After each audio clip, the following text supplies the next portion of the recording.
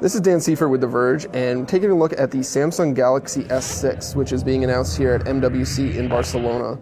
It's a completely redesigned flagship phone for Samsung. It looks significantly different than the Galaxy S5 that preceded it. It's also being announced with the Galaxy S6 Edge, which has a curved display, but the S6 has a flat screen as a pretty typical standard screen for most smartphones. There's a Gorilla Glass 4 front as well as Gorilla Glass on the back, and it's a metal frame. As you can see, it goes all the way around, and it goes through the phone for structural stability. It's a significantly upgraded in terms of looks and feel and design over the Galaxy S5, which used a lot of plastic components. The screen is a 5.1-inch Quad HD panel. It really looks great. It's Super AMOLED, as most Samsung displays are. It's very bright, very vibrant, as come to expect from Samsung screens. Below the screen is a new fingerprint sensor that works just by touching your fingerprint to it, as opposed to swiping like the older sensors. The front-facing camera is 5 megapixels, and it uses a wider angle lens than the Galaxy S5 did.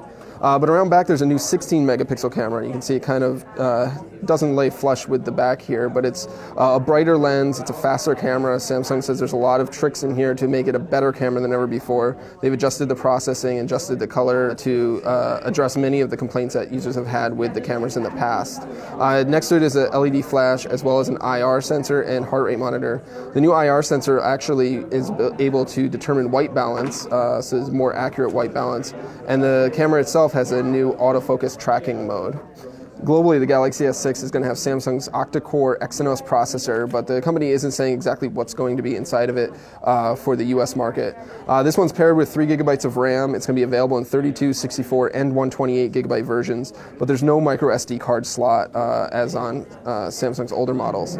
Additionally, the battery on the Galaxy S6 is 2550 milliamp hours, and it's internal, so you can't remove it, you can't swap it, which is something that Samsung phones have long allowed you to do.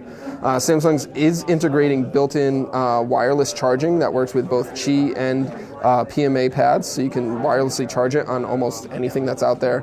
And it has Samsung's quick charging if you're using a cable, so you can get a really you can get 50% charge in about 30 minutes of charging time. Additionally, the speaker's been moved to the bottom. Samsung says it's 1.5 times louder than the S5 and sounds crisper and clearer and with better bass response. Overall, the Galaxy S6 is a pretty significant improvement in terms of design and aesthetics and feel over Samsung's older phones. It really feels nice in your hand, it feels nice when you're using it, and it looks pretty nice too. It'll be available in Q2 across the world and probably on every carrier that you can find.